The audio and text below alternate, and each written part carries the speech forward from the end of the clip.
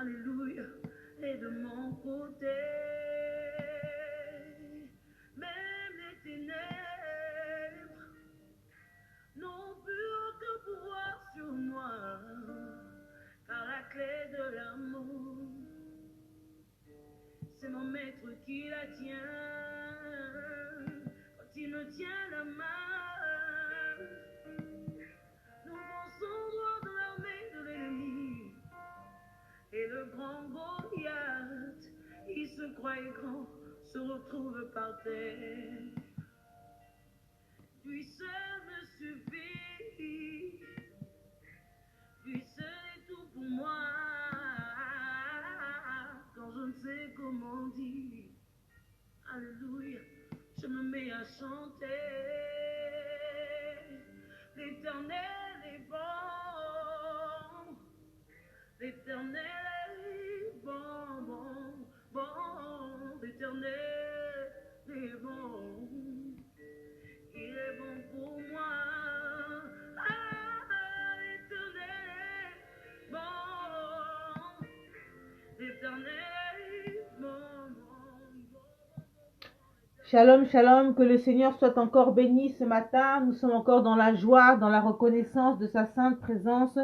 En ce début de journée qui commence, le Seigneur permet, le Seigneur dispose. Il permet encore ce matin que nous venions encore dans sa sainte présence à travers cette invitation divine où exactement il nous tient entre sa main et c'est lui qui a veillé sur chacune de nous pendant toutes ces heures de la nuit. Depuis l'instant où nous nous sommes séparés hier à 22h, jusqu'à cette lueur de ce matin à 6h, le Seigneur a veillé sur chacune de nous. Il nous renouvelle de son souffle de vie, il prend soin de chacune et il dispose le temps. Et il permet encore ce matin que nous soyons là. C'est lui qui est notre appui, c'est lui qui est notre refuge. Et dans sa souveraineté, ton souffle de vie t'est renouvelé ce matin. Et la Bible nous dit que chaque matin, les bontés de l'Éternel se renouvellent chaque matin dans nos vies. Alors ce matin, nous croyons réellement que l'Éternel a renouvelé encore ses bontés dans ta vie, dans ma vie, et nous lui sommes infiniment reconnaissants pour cela. Nous lui sommes reconnaissants parce que dans sa miséricorde, dans sa bonté, il te donne ce privilège de devenir enfant de Dieu et de pouvoir avoir encore un lien particulier, un lien individuel, un cœur à cœur avec lui, une relation, un dialogue qui te permet d'établir cette relation entre toi et ton papa. Alors oui, l'Éternel est bon, il est bon pour toi, il est bon pour moi, et l'Éternel est notre refuge. C'est lui qui nous emmène vers les sentiers, vers les verts pâturages. Il nous enlève de la boue, il nous enlève de notre iniquité, il nous enlève de l'ignominie pour nous ramener à la lumière, pour nous ramener dans sa présence, pour nous ramener sur le chemin du pèlerin, c'est-à-dire le chemin de la sanctification, afin que nous puissions courir vers le but qui est d'atteindre la stature parfaite en Christ. Alors oui, nous sommes dans la joie parce qu'à chaque instant, le Seigneur nous donne la possibilité, il nous donne la disposition et la dispensation de mener à bien le combat de la foi. Il nous permet de revêtir notre identité, cette identité spirituelle, notre identité en Christ, et il nous permet de demeurer dans la victoire, de demeurer dans la joie, dans la paix, dans la quiétude et d'être la lumière de ce monde et le sel de ce monde. Alors oui, ce matin, nous sommes dans cette joie, nous sommes dans cette reconnaissance. Nous sommes dans la reconnaissance vraiment de sa présence, mais de la reconnaissance aussi de ce qu'il est, de cet être qui est infiniment grand, qui est majestueux, qui est roi, qui règne dans les lieux les plus élevés, qui lui a fait de la terre son marchepied. Ce matin, notre âme le bénit, ce matin, notre âme le glorifie, ce matin, notre âme lui dit Hosanna, Alléluia, toi qui règnes au-dessus de tout, toi qui es le royaume des sages, toi qui es la pierre angulaire, toi qui es notre Seigneur, toi qui es notre Sauveur. Ce matin, nous voulons élever nos voix et nous voulons te contempler. Nous voulons encore te dire tout simplement que tu es bon, Seigneur, et nous voulons tout simplement te dire que tu es au-dessus de toutes choses. À toi la gloire, à toi la majesté, à toi, Seigneur, la reconnaissance de nos cœurs, le témoignage de nos louanges, le témoignage de notre adoration, parce que c'est toi qui es Dieu et parce que c'est toi qui es notre Dieu.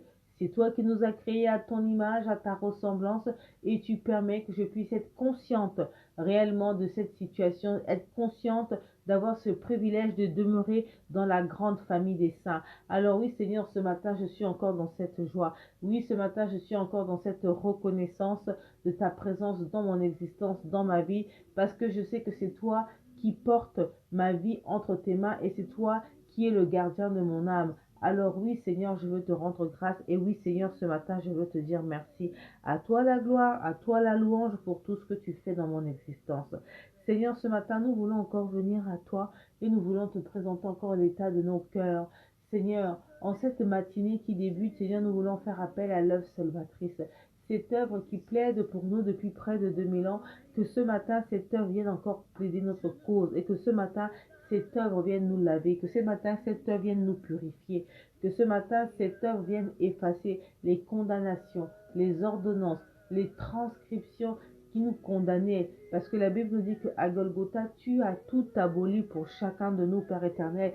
Tu as aboli la condamnation, tu as déchiré les transgressions, Seigneur, les ordonnances qui pouvaient nous condamner. Parce que la Bible nous dit qu'en toi, il n'y avait aucune faute, aucune iniquité. Alors tu as accepté de porter le fardeau de chacun de nous. Tu as accepté d'être rejeté, d'être humilié, d'être flageolé. Tu as accepté de porter la condition humaine, de vivre dans la condition charnelle, afin qu'aujourd'hui, toi et moi, ma soeur, nous puissions prétendre vraiment à être en Christ et à demeurer en Christ.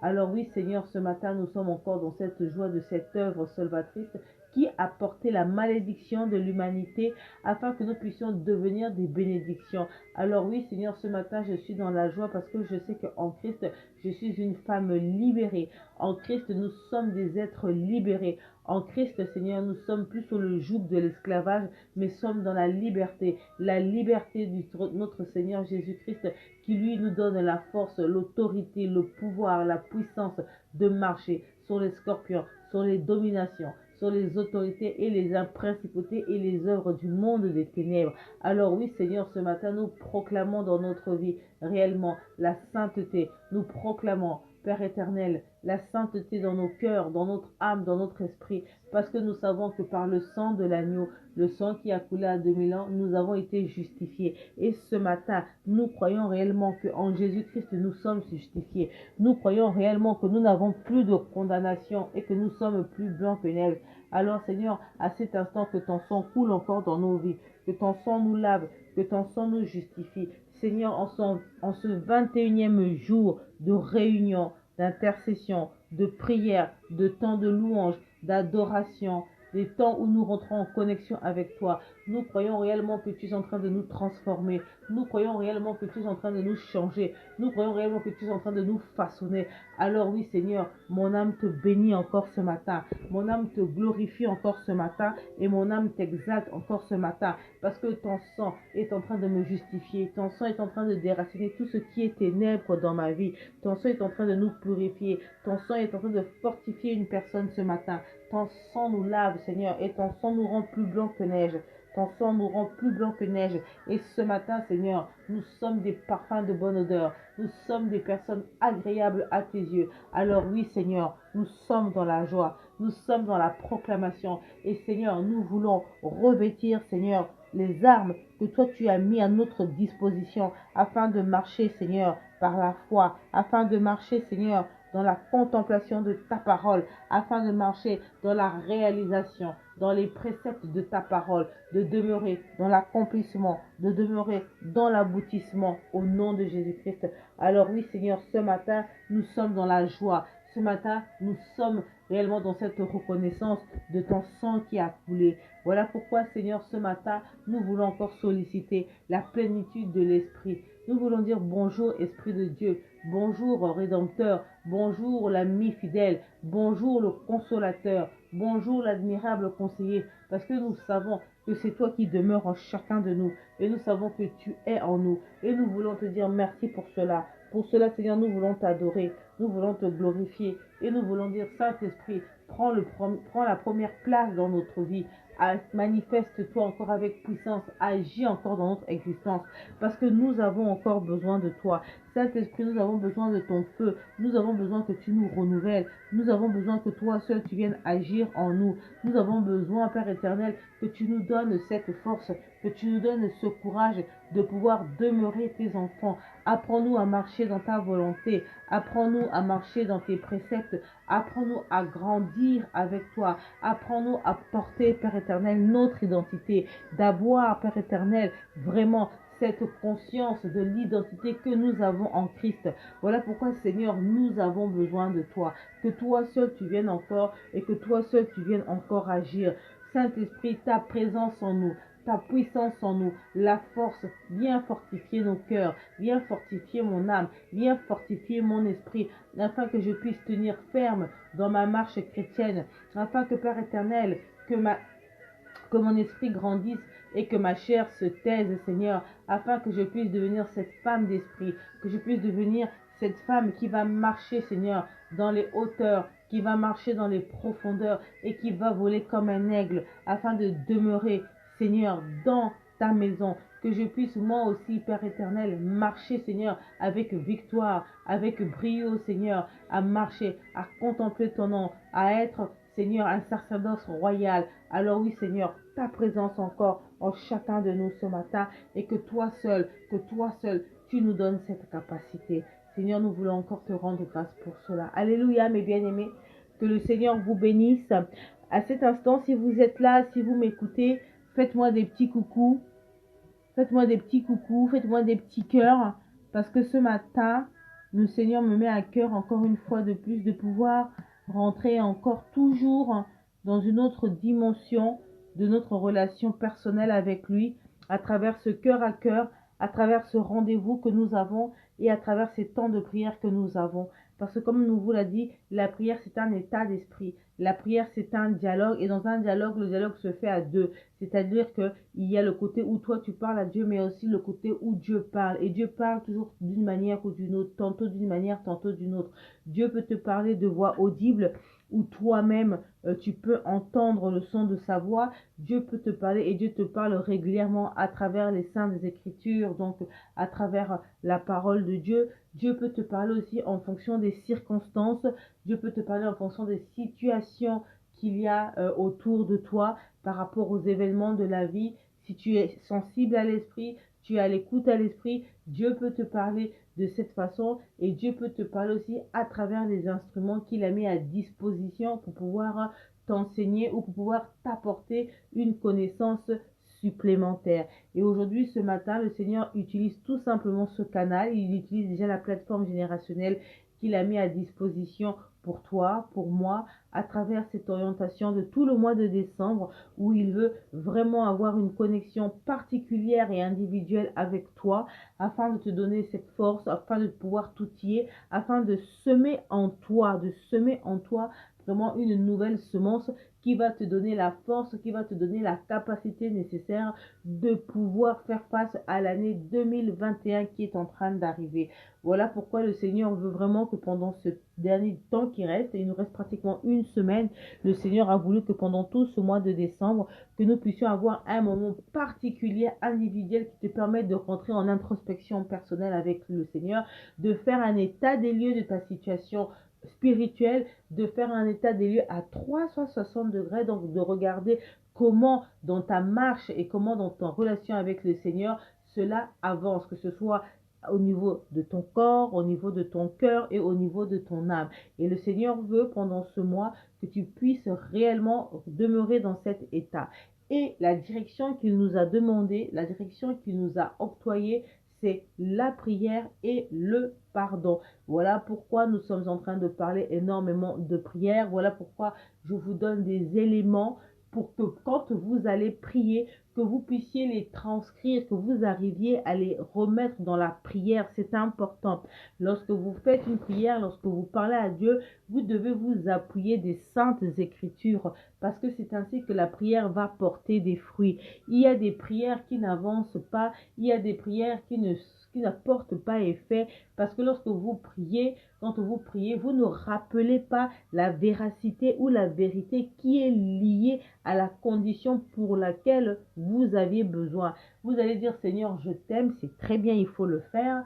Seigneur, nous t'adorons, jusqu'à là, il n'y a pas de problème. Mais si tu as besoin, par exemple, de l'œuvre salvatrice, il va falloir que tu rappelles au Seigneur que Père, tu es mort pour moi à la croix. Si tu n'es pas au courant de ça, si tu ne sais pas où est-ce que cela a été écrit, si tu ne sais pas dans quel verset cela se trouve, tu auras du mal à te référer à ça parce que tu n'auras pas les éléments, tu n'auras pas la connaissance nécessaire. Donc, ta prière sera creux. Ça sera une prière, mais elle sera creux. Elle ne sera pas une prière puissante.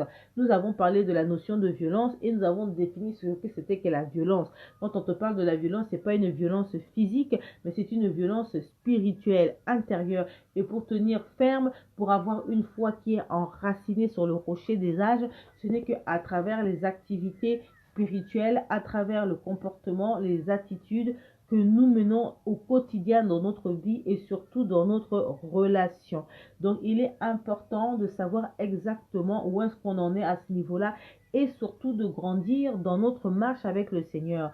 On ne peut pas toujours demeurer des bébés spirituels. Il y a un certain moment, et c'est ce que je suis en train de vous dire depuis un certain temps, c'est qu'à un moment donné, tu as été bébé spirituel et puis tu es devenu la petite fille ou le petit garçon. Ensuite, tu es devenu le garçon. Après, tu es devenu le jeune homme, le pré-ado, l'adolescent. Et tu es devenu, après, à un certain moment, cet homme adulte. Et puis, finalement, tu arrives vraiment à maturité. Et quand tu deviens dans cet état de maturité, tu commences à te perfectionner à travers la connaissance qui ne va cesser de s'empiler et qui va cesser encore de pouvoir grandir.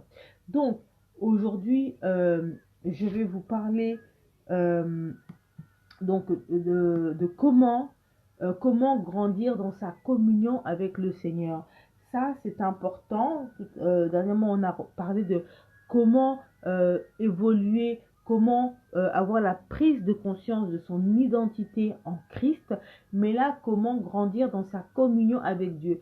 Vous voyez, vous avez, quand vous écoutez ce que je dis, vous avez tendance à croire que c'est les mêmes mots, mais ce n'est pas les mêmes mots. Ça, c'est une autre clé que je suis en train de vous donner. Ce que nous avons fait depuis lundi, mardi, mercredi, jeudi, on a dit comment grandir dans sa prise de conscience. Il est différent. La prise de conscience et grandir dans sa communion avec le Seigneur, ce sont deux choses qui sont totalement opposées. Ça n'a rien à voir.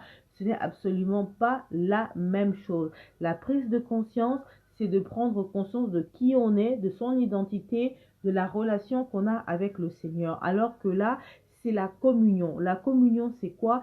C'est le lien. Ça, c'est plus la prise de conscience. Une fois que on a pris conscience de qui on est, une fois qu'on connaît réellement son identité, une fois que on commence à s'octroyer notre identité en Christ, on établit maintenant un rapport, on établit un lien avec le Créateur, on établit un lien avec notre Seigneur.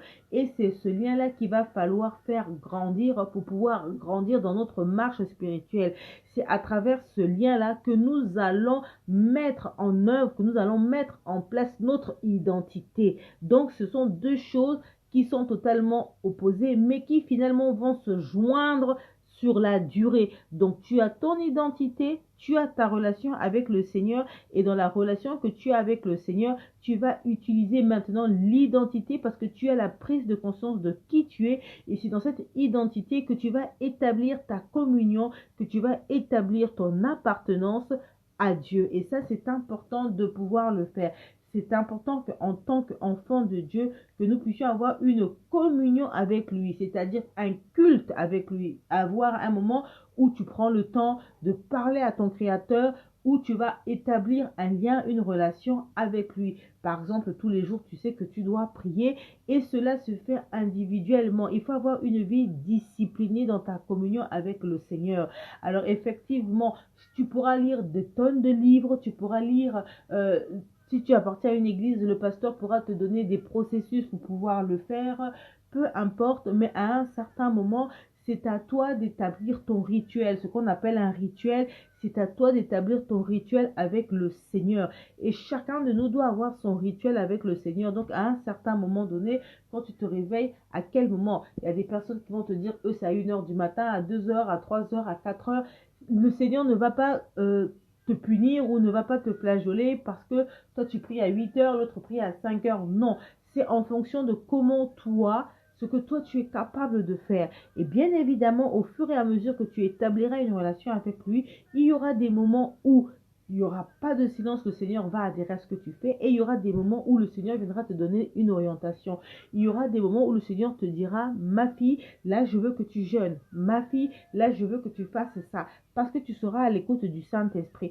Et il y aura des moments, c'est toi-même qui va te dire, là j'ai besoin de jeûner. C'est différent. C'est différent quand c'est une recommandation que le Seigneur te donne et c'est différent quand c'est toi-même qui t'entretiens. C'est comme toi en tant qu'individu, quand tu entretiens ton corps, à un certain moment pour aller prendre ta toilette, tu n'as pas besoin qu'on te dise va prendre ta toilette. Toi-même, tu es consciente que chaque jour, je dois faire ma toilette. Mais si tu sais qu'on t'invite à un mariage ou qu'on t'invite à une fête, tu vas voir que tu vas faire une toilette qui est beaucoup plus approfondie parce que là, c'est une circonstance qui est différente. Donc, tu vas aller chez le coiffeur, tu vas porter une tenue qui est autre que lorsque tu vis dans ta vie au quotidien. Pourtant, tous les jours, tu fais ta toilette. Tous les jours, tu te réveilles, tu mets peut-être ton petit gloss, ton petit maquillage, ton petit tiré. Mais si on t'invite à un mariage, ce jour-là, tu vas t'habiller plus promptement parce que tu sais très bien que là, je pars à un mariage. Et bien, c'est la même chose dans ta communion avec le Seigneur. Il y a ton rituel quotidien qui fait partie de ta quotidienne avec le Seigneur. Et après, il y aura des recommandations. Ces recommandations pourront être liées au Saint-Esprit parce que le Saint-Esprit va te dire, ma fille, je veux que là, pendant une semaine, que tu te lèves tous les jours à telle heure. Je veux que tu fasses ça, ça, ça, ça, ça, ça, ça. Il peut aussi avoir la recommandation qui est liée à ton église, c'est-à-dire que ton berger à l'église a établi un programme tel que là, en ce net moment, il y a un programme qui a été établi sur Femmes Générationnelles. Le Seigneur n'a pas demandé, il ne m'a pas dit, tag telle personne, telle personne. Tu fais un programme. Et la Bible dit que mes brebis entendront ma voix. Donc, à travers le programme que moi je vais établir, il y a des personnes qui vont se sentir interpellées parce que le Seigneur va les parler, le Seigneur va disposer, il va susciter votre cœur. Si aujourd'hui vous êtes là, et pour certaines qui sont fidèles depuis le commencement, ce n'est pas parce que Sandrina l'a voulu, mais c'est parce qu'à un certain moment, son cœur a été disposé et elle répond tout simplement présent à l'appel. Elle ne vient pas là parce que c'est Sandrina, mais parce qu'elle sait que dans ce rendez-vous où elle vient, elle prend sa part. Et c'est ça qui est important de pouvoir savoir le faire. Voilà pourquoi je vous ai dit, vous pouvez aller dans plusieurs églises, il y a ça, Dieu n'est pas dedans, c'est pas ça le problème, mais c'est surtout de partir dans l'église où le Seigneur veut que toi tu sois. Parce qu'un enseignement de la parole de Dieu va toujours demeurer un enseignement de la parole de Dieu. Mais peut-être que là, en ce net moment, cet enseignement-là ne te correspond pas. Parce que cet enseignement n'est peut-être pas à vocation pour toi, du moins pour le moment. Alors que tu iras dans une autre église, quand tu vas y arriver, tout de suite tu vas te dire, oh Seigneur, c'est bizarre, c'est comme si c'était destiné à moi. Parce que selon la saison, selon l'époque, c'est ce moment-là que oui. Où le Seigneur te dit, c'est bizarre que je suis partie là-bas pendant 2 mois. Quand j'étais là-bas, mais je suis arrivée là, c'est là que je vais demeurer, c'est là que je vais rester. Parce que le Seigneur va disposer ton cœur, il va te dire que c'est là que tu vas grandir, c'est là que tu vas t'épanouir, c'est là que tu vas vraiment prendre les outils pour pouvoir t'élever spirituellement. Mais tout ça, il faut être à l'écoute du Saint-Esprit. C'est dans cette communion, c'est dans cette relation que tu vas établir avec le Seigneur qui va te permettre de savoir où est-ce que tu pars, où est-ce que tu ne pars pas. Et à des moments, il va falloir apprendre la fidélité. C'est-à-dire que tu ne peux pas aller partout non plus. Parce qu'en allant partout, tu vas te dissiper et tu risques de te retrouver avec beaucoup de doctrines, beaucoup trop d'informations en toi. Et comme tu auras trop d'informations en toi, tu risques de te perdre dans ta foi. Mais il est aussi bien de temps en temps d'aller aussi voir les autres. Donc si tu appartiens à une église, tu es fidèle à ton église, bien évidemment. Mais de temps en temps, si tu apprends qu'il y a un séminaire à gauche, à droite, tu peux aller pour t'enrichir. Il y a une conférence qui a été mise de l'autre côté. Il y a une conférence là-bas, tu regardes le thème. Si ce thème-là te parle, tu y vas. Si ce thème-là ne te parle pas, tu ne pêches pas. Il n'est pas dit qu'il faut aller dans tous les séminaires qui existent sur les extrémités de la terre. Parce que parfois, de moment, tu peux partir aussi là-bas. Quand tu sors de là-bas, tu ressors de là-bas, tu n'as rien eu. Parce que ce séminaire n'a pas été fait pour toi. Et puis, il faut savoir qu'il y a aussi des séminaires qui vont être faits en fonction de ton niveau spirituel. Il y a des choses où toi, tu as déjà dépassé ce stade. Donc, quand tu vas aller là-bas, tu vas t'ennuyer parce que cette connaissance-là, tu l'as déjà acquise. C'est comme parfois, il y a des moments, pour ceux ou celles qui l'ont déjà vu, vous allez à l'église. Quand le pasteur va prêcher, il va faire la prêche. Il va faire la prêche. Une fois qu'il a fini de faire sa prêche, vous allez aller dans la prière et le pasteur va commencer à faire un appel. Il va faire l'appel. Généralement, le premier appel, c'est de demander aux personnes qui n'ont pas encore accepté Jésus-Christ comme Seigneur et Sauveur de se lever. À ce moment, vous allez vous lever. Mais est-ce que toi, tu vas te lever? C'est une question que je vous pose. Est-ce que toi, tu vas te lever? Et bien, ce que moi je constate la plupart du temps, c'est que ce sont toujours les mêmes personnes qui se lèvent. Mais pourquoi tu te lèves en fait? Pourquoi tu te lèves quand le pasteur a fait appel et que le Seigneur, même si la prêche t'a parlé, mais quand le pasteur appelle et dit, tous ceux ou celles qui n'ont pas encore accepté Jésus-Christ comme Seigneur et Sauveur, levez-vous, devenez demain, on va prier. Toi, tu vas te lever. Tu ne peux pas te lever parce que toi, tu as déjà accepté Jésus-Christ comme Seigneur et Sauveur. Donc, l'appel que le pasteur est en train de faire, le premier appel là, ce n'est pas pour toi. Exactement, selon les saisons, Dieu nous parle à travers ces différentes chapelles. Exactement. Exactement. Exactement. Exactement, effectivement. Et c'est ça qui est important, c'est de savoir exactement où est-ce que tu en es. Donc, tu vas pas te lever si le pasteur appelle, non. Après, le pasteur va faire un deuxième appel. L'appel, maintenant, il va te dire, par exemple, j'appelle toutes les personnes qui sont faibles, qui ont besoin de fortification, qui ont besoin de ceci, qui ont besoin de cela. Là, tu peux commencer à te lever. Pourquoi? Viens devant. Parce que le Seigneur, quand tu pries, il aime les prières de précision, selon la catégorie. Ceux qui se sont levés pour la première fois vont rentrer dans la catégorie. Quand le pasteur va prier, quand le dépôt va se faire, eux, ils sont dans la catégorie où ils se sont levés parce qu'ils ont accepté Jésus-Christ comme Seigneur et Sauveur. Toi, tu t'es levé parce que tu as accepté Jésus-Christ, mais tu as besoin de fortification. Tu as besoin peut-être de réajuster certaines choses. Donc, quand il va prier, cette prière va partir dans ça. Et la troisième, ça sera que, bon, pour remercier le Seigneur, ou parce que tu veux peut-être faire une offrande ou quoi que ce soit, là tu te lèves. Donc, dans le même espace, dans le même moment, il y a eu 3 appels. Il y a eu 3 appels. Mais la plupart du temps, les gens vont se lever au premier appel. Dimanche, il y a 4 dimanches dans le mois. Et tous les dimanches, le Seigneur, selon les prédications, il fait toujours ses appels. Et toi, tu te lèves toujours au premier appel. Et ça, c'est quelque chose que je vois toujours et constamment. Et une fois, je l'ai vu, j'ai demandé à une soeur, mais pourquoi tu l'as... Oh, mais le Seigneur m'avait fait... le pasteur a fait un peu, ça m'a fait du bien. J'ai dit, mais non, c'est pas parce que le pasteur a dit que ça te fait du bien. Il ne faut pas vivre dans les émotions, il faut que tu connaisses ton identité. Tu ne peux pas te lever. Je lui ai dit, tu n'as pas accepté Jésus-Christ comme Seigneur et Sauveur depuis le temps que tu viens ici. Oh, mais si, je l'ai déjà accepté. Tu l'as accepté depuis quand? Mais depuis toujours. Mais j'ai dit, mais si tu as accepté Jésus-Christ depuis toujours, pourquoi à chaque fois tu te lèves? Donc, c'est comme si tu reniais ta première, comment on appelle ça, conversion. On se convertit une fois dans la vie. Et ça, c'est quelque chose dans lequel vous devez être ferme avec ça. On ne se convertit pas des multitudes de fois, sauf si vous reconnaissez que vous ne vous étiez jamais converti. Parce qu'il y a des personnes qui prient depuis des années et des années, mais qui ne sont pas converties. Mais ils disent que je prie. Quand je dis convertir, c'est-à-dire que l'acceptation de l'appartenance de ta foi. Si tu n'as jamais fait ça, oui, là tu peux te lever. Mais à partir de l'instant où tu l'as fait, et même si tu l'as fait il y a 5 ans, si tu l'as fait il y a 6 ans, tu l'as fait il y a 10 ans, tu ne peux plus le refaire. Par contre, ce qui va se passer, c'est quoi? C'est que tu vas renouveler. C'est comme une personne qui s'est mariée. On ne se marie qu'une seule fois. Mais on peut renouveler nos vœux. Voilà pourquoi vous allez voir qu'une personne s'est mariée, mais tous les mois, ou tous les 2 ans, ou tous les 5 ans, ils repartent à la mairie, ils ne repartent pas se remarier, ils partent renouveler leurs vœux. Donc toi aussi c'est pareil, quand tu as accepté Jésus-Christ comme Seigneur et Sauveur, tu as accepté maintenant le problème, c'est de grandir. Ou soit tu rétrogrades, c'est-à-dire que tu as accepté Jésus-Christ, mais tu ne décolles pas, c'est-à-dire que ta marche spirituelle n'évolue pas. Donc en fait, tu rétrogrades, tu fais le yo-yo. Je ne sais pas si vous connaissez ce que c'est que le yo-yo. Tu montes et tu descends, donc tu fais des pics. Tantôt tu es en haut, tantôt tu es en bas. Donc ça, c'est différent.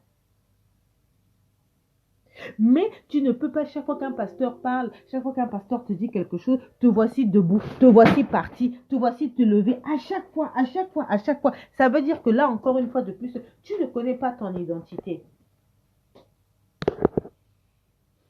Ça veut dire que tu ne connais pas ton identité. Parce que si tu connaissais ton identité, tu ne peux pas te lever à chaque fois quand le pasteur fait un appel concernant la conversion.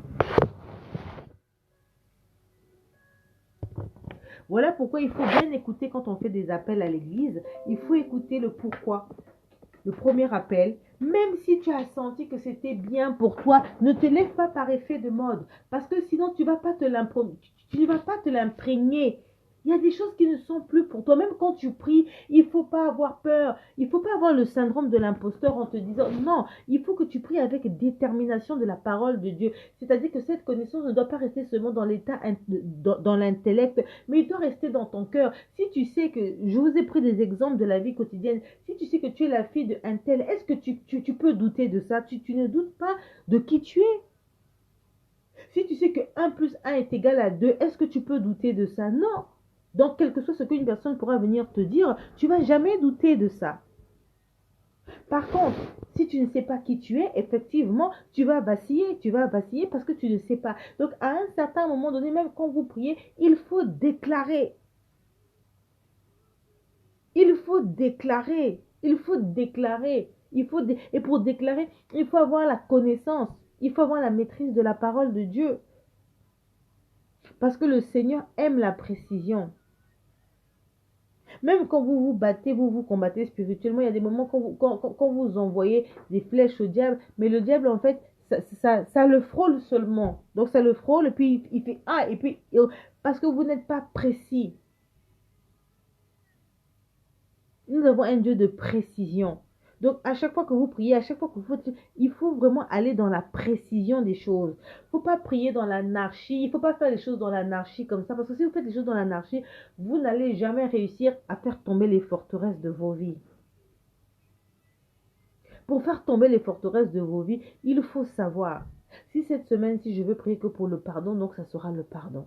Si cette semaine, je veux prier que pour ceci, ceci, ceci, et avec précision. Maintenant, qu'est-ce que la Bible dit par rapport au pardon? Par rapport au pardon, la Bible dit ça, ça, ça, ça, ça, ça, ça, ça, ça. Quels sont les versets qui sont liés au pardon? Les versets qui sont liés au pardon, c'est telle chose, telle chose, telle chose, telle chose, telle chose, telle chose, telle chose. Et tu commences à faire ta charpente, ton calva de prière en fonction de ça. Et là, tu auras des résultats. Parce que tu vas rappeler au Seigneur, voici ce que ta parole a dit, voici ce qu'il en est. Et le diable, comme il sait, et comme c'est une vérité absolue, la Bible dit quoi? Que le diable, si tu le résistes fermement, qu'est-ce qu'il fait? Il fuira loin de toi. Mais si tu viens seulement te dire, Seigneur, aide-moi, je viens encore à toi comme ça, mais tu ne dis aucun verset, tu ne fais aucune détermination. Je parle dans le cœur, bien évidemment, mais en fait, le diable, il va te regarder. Dès que tu finis, il va encore revenir encore à l'assaut. À chaque fois, à chaque fois, à chaque fois, à chaque fois, à chaque fois. Et c'est ça qui est important que nous devons savoir. Donc, il faut, avant tout, pour grandir dans sa communion avec Dieu, c'est le fait de savoir qui est Dieu et de savoir ce que Dieu a fait pour toi. La Bible nous dit que Dieu a tant aimé le monde qu'il a donné son Fils unique pour une seule raison, rétablir sa communion qu'Adam avait rompue à Éden, et ensuite de pouvoir donner la vie à chaque croyant. Donc à partir de l'instant où tu sais cela, tu sais que j'ai un Dieu, qu'au-dessus de tout ce qui existe, il y a un Dieu. Ça, c'est la première des choses. Une fois que tu sais que tu as ça, tu as fait ta prise de conscience, comme on l'a dit. À partir de l'instant où tu as la prise de conscience, tu commences à savoir que ce Dieu-là, il a créé le monde. En créant le monde, il n'a pas créé le monde pour X, Y, Z, mais il a créé le monde pour toute sa création. Et sa création, c'est qui? C'est tout ce que tu vois autour de toi, donc la nature, tout ce qu'il y a. Mais dans cette nature, il a créé l'homme. Et à partir de cet instant, la Bible nous dit que nous avons tous été créés à son image. Donc ça veut dire que toi, moi, nous sommes créés à l'image de Dieu. Que tu pries, que tu ne pries pas. Que tu sois croyant ou non croyant, quel que soit le degré de prière ou pas, nous avons tous été créés à l'image de Dieu. Vous allez me dire, mais comment sur le plan charnel? Non. Hier, on en a parlé. Hier, on a dit que le corps que nous avons n'était autre qu'une enveloppe. Mais à l'intérieur de nous, nous avons une âme, nous avons un esprit.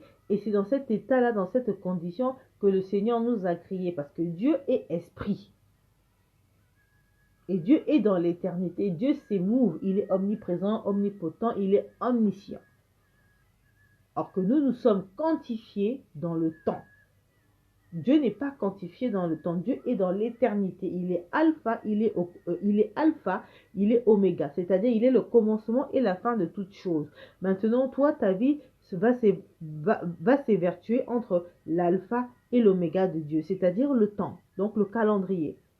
Et dans le calendrier du temps qui t'est imparti, la Bible te dit, apprends à gérer ton temps. Parce que ton temps est imparti. Et ton temps correspond à la durée de vie que toi tu as sur terre. C'est comme aujourd'hui quand une personne va travailler, elle cotise et puis à un certain moment donné, elle met de l'argent de côté parce qu'un jour la retraite va arriver. Ça veut dire que si tu ne travailles pas au temps de ta jeunesse ou quoi que ce soit, au temps de ta vieillesse, tu n'auras pas de retraite. Parce que tu n'auras pas cotisé pour ta retraite. C'est la même chose avec le Seigneur. Si tu ne laboures pas ton champ, la loi de la semence, eh ben dans ton champ, il n'y aura absolument rien du tout. Voilà pourquoi il faut labourer ton champ. Et ton champ, les champs avec le Seigneur, il y en a des multitudes et des multitudes. Il y a le champ financier, il y a le champ spirituel, il y a plusieurs champs. Et à chaque fois que tu vas demander au Seigneur, le Seigneur ira puiser dans ton champ. Et si dans ton champ, il n'y a rien, eh ben le Seigneur, pour pouvoir faire la multiplication, c'est pas qu'il aura du mal, mais en fait, il ne pourra pas parce que le Seigneur prend toujours quelque chose d'existant. Quand il a fait son premier miracle, il y avait déjà un poisson qui était là. Et c'est parce qu'il y avait un poisson, il y avait un bout de pain, qu'il a pu multiplier les poissons et le pain. Mais il est parti d'une base. Ce n'est pas qu'il il a fait apparaître, non. À Jonas, il y avait le poisson déjà là-bas. Il a dit, va pêcher. Il est parti pêcher. Donc, il y a toujours une part que le Seigneur va te demander de faire. Et ça, c'est important. Et ensuite, Dieu dit, dans Matthieu 7, 22, plusieurs me diront là, ce jour-là, Seigneur, Seigneur, nous avons prophétisé par ton nom, nous n'avons pas chassé des démons par ton nom, nous avons fait beaucoup de miracles en ton nom. Alors je le dirai ouvertement, je n'ai jamais connu, retirez-vous de moi, vous qui commettez l'iniquité. En d'autres termes, Jésus voulait dire par là quoi, qu'il n'a jamais eu d'intimité ni de relation personnelle avec eux. Voilà pourquoi lorsqu'on devient chrétien, il ne faut pas rater le but. Et il faut chercher des hommes qui ont son cœur, qui ont le cœur de Dieu, qui ont la mentalité transformée du royaume. Vous devez poursuivre une communion avec Dieu et grandir dans votre communion avec lui pour augmenter votre capacité. Parce que tu peux aller à l'église tous les jours, tu peux te retrouver même dans un environnement où il y a des chrétiens. Mais si tu n'as pas une relation personnelle avec le Seigneur, il te sera difficile d'exercer la foi. Nous avons vu toute cette année-ci, l'année 2020, que les églises ont été fermées. Mais beaucoup de chrétiens se sont refroidis. Beaucoup de chrétiens ont eu du mal parce que ces chrétiens-là sont dans l'assistanat spirituel. Parce que quand je parle d'assistanat spirituel, c'est quoi? C'est-à-dire que vous vous contentez toujours du pasteur ou des communions que vous avez avec les uns et les autres. Donc pour prier, il vous faut toujours qu'il y ait une personne à vos côtés. S'il n'y a personne à vos côtés, vous ne pouvez pas le faire parce que vous n'avez pas une relation personnelle avec le Seigneur. Vous n'avez pas établi ce lien avec le Seigneur. Donc une fois que l'église n'est plus là, une fois que vous n'avez plus cette communion fraternelle de vous-même dans votre individualité, vous n'arrivez plus à mener le combat de la foi parce que vous n'entretenez pas une relation personnelle avec le Seigneur. Et là, le Seigneur nous dit, ce n'est pas tous ceux qui disent Seigneur, Seigneur, parce que le Seigneur peut t'utiliser comme un instrument, et c'est ce qui se passe en ce net moment. C'est comme moi, je ne suis qu'un instrument qui vient vous apporter une connaissance. Mais au-delà de cette connaissance, au-delà de l'instrument que je peux être, parce que je réponds présent à l'appel que le Seigneur m'a donné, moi-même, j'ai la même situation que vous, c'est-à-dire que moi-même, je dois aussi avoir ma propre relation avec le Seigneur, parce que le Seigneur me dira, moi je pourrais dire, mais Seigneur, pourtant je faisais ceci, le Seigneur me dirait, oui, mais tu faisais ceci, là, tu faisais cela, mais je ne te connais pas, parce que tu travaillais, pour moi, tu étais certainement dans l'activiste, mais tu n'avais pas une relation personnelle avec moi. Et moi aussi, personnellement, dans ma propre marche, dans mon individualité, je dois aussi avoir une relation avec Dieu. Parce que moi aussi, je dois aussi mener le combat. Je ne suis pas plus meilleur que toi. Voilà pourquoi, même s'il y a les pasteurs, il y a tous ces hommes-là, ça c'est le statut que le Seigneur t'a donné. Mais au-delà de ce statut, on reste tous des hommes et en tant qu'hommes, nous devons chacun de nous porter notre croix, c'est-à-dire le pasteur, les évangélistes, tout ce que vous voulez, les servantes, les serviteurs de Dieu, chacun doit porter sa croix. Et porter sa croix, c'est de pouvoir établir cette relation avec le Seigneur. Et beaucoup ne le font pas. Les gens pensent que parce que tu sers le Seigneur, tu vas à gauche, tu vas... Ouais, voilà pourquoi Jésus disait que des tambours blanchis, des tambourins, des timbales, donc c'est-à-dire que vous êtes en train de chanter, vous êtes en train de louer le Seigneur, mais le Seigneur n'est plus là. Et en fait, le Seigneur depuis longtemps était déjà parti. Où tous les jours tu peux être là, tu peux parler de Dieu, mais Dieu sonde les cœurs et les reins. Voilà pourquoi parfois il y a des moments où vous entendez, vous dites que ah mais les chrétiens ils sont bizarres, hein. C'est encore parmi eux qui sont mauvais. Parce que justement, qu'est-ce qui se passe? Il dit que je suis chrétien, mais comme il n'a pas une relation avec le Seigneur, donc comme le Saint-Esprit qui en lui n'est pas allumé, le Saint-Esprit est éteint, donc en fait c'est un chrétien charnel. Il est chrétien, mais il devient charnel. Et à partir de cet instant-là, on va définir, on va retrouver, bon ça c'est selon moi bien évidemment, après moi je l'ai mis en 3 conditions. Donc dans la première condition, qu'il y aura ici, c'est de connaître la relation que tu as avec Dieu. C'est-à-dire que ce sont des chrétiens qui ont conscience que Dieu existe. Ce sont des chrétiens qui savent que Dieu est là, mais ils s'arrêtent qu'à cette situation-là, qu'à cette connaissance-là. Donc, ils savent que Dieu se révèle à travers sa création, mais ils n'ont aucune intimité avec lui. Ce sont des gens qui refusent catégoriquement de reconnaître Dieu alors qu'ils acceptent son évidence. Mais ils n'ont pas une relation personnelle avec lui. Donc, vous allez retrouver cette première catégorie de personnes. Et la Bible nous dit que ce sont des personnes, quand tu refuses de connaître Dieu, mais finalement tu es un converti. Et quand tu es un converti, c'est quoi? C'est la perdition. Qu'est-ce que cela veut dire? Cela veut dire que quoi? Tu peux prier pendant des années. Si tu n'es pas converti, et je vous en ai parlé tout à l'heure, la conversion, c'est que à un certain moment donné, tu dis stop et tu commences à prendre conscience de ta marche chrétienne et tu rentres dans l'acceptation, dans l'appartenance, c'est-à-dire qu'à un certain moment donné, tu te convertis. La conversion, c'est que j'ai accepté de porter ma croix. J'ai accepté dans ma vie que Jésus est mon Seigneur, il est mon Sauveur. C'est cette appartenance-là. Et il y a des personnes qui, eux, vont te dire de la bouche, oui, je suis chrétienne, hein. Ah oui, mais je crois, mais moi je crois vraiment en Dieu. Ah, mais moi je sais qu'il y a un Dieu qui existe, hein. Mais il s'arrête à là. Il ne rentre plus dans les profondeurs. Il ne rentre pas dans l'intimité, dans un contact, dans une relation avec le Seigneur. Donc c'est des personnes qui par exemple vont partir à Noël. Ils vont partir seulement à l'église par exemple quand c'est la Noël. Ils vont partir à l'église seulement quand c'est la Pâque. Ils vont partir à l'église seulement si on les invite parce qu'il y a un mariage. Mais tu ne vas pas les voir exercer la vie chrétienne, la vie spirituelle dans leur vie. Mais quand ils ont des problèmes, ils se souviennent qu'il y a un Dieu qui existe. Ah, Dieu va faire pour moi, Dieu fera ceci. Mais en fait, ce sont des chrétiens charnels, ce sont des inconvertis. Quand tu vas leur parler, ils vont te dire, tu penses que tu es plus spirituel que moi, tu te permets de juger. Mais la Bible nous dit qu'en tant qu'enfants de Dieu, nous devons juger de tout. Juger de tout, pas juger pour venir apitoyer l'autre, mais nous devons avoir cette capacité de distinguer ce qui est, ce qui n'est pas, ce qui est juste et ce qui n'est pas juste. Quand tu discutes avec une personne, tu peux évaluer son état spirituel et voir à quel niveau elle en est. Et beaucoup de chrétiens sont dans cette situation. Beaucoup de chrétiens vivent dans cette situation-là. Il y en a d'autres, donc ça c'était la première catégorie. Il y a d'autres aussi qui reconnaissent Dieu, qui fréquentent même l'église. Eux, ils sont réguliers, donc eux, ils viennent à l'église, mais qui n'ont jamais quitté le stade de bouc. Donc, c'est-à-dire que leur ancienne nature est toujours avec eux. Donc, c'est-à-dire qu'ils sont chrétiens, ils partent à l'église, mais ils vivent toujours selon le système de cette société.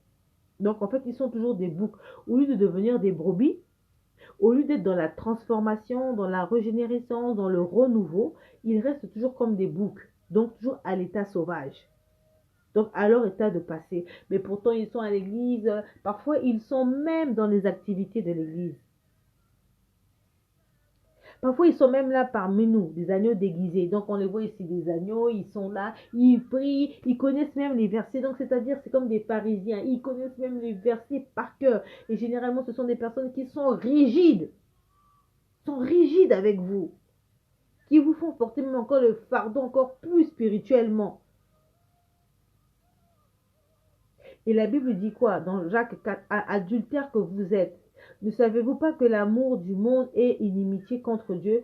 Celui donc qui veut être ami du monde se rend ennemi de Dieu. Effectivement, qu'est-ce que Dieu veut dire par là? C'est que si tu as toujours des désirs qui sont liés aux passions, et quand on parle de passion, c'est quoi? C'est quand tu aimes le monde. Aimer le monde, c'est quoi? Aimer le monde, c'est aimer la convoitise qu'il y a sur ce monde-là. Quand tu es encore attaché à toutes ces choses-là, il y aura une inimitié qui va se mettre entre toi et Dieu. Le Seigneur ne pourra pas exercer dans sa totalité, dans la transformation avec toi. Parce que tu auras toujours des désirs qui seront contraires à ceux de l'esprit. Tu vas toujours satisfaire les désirs de ta chair.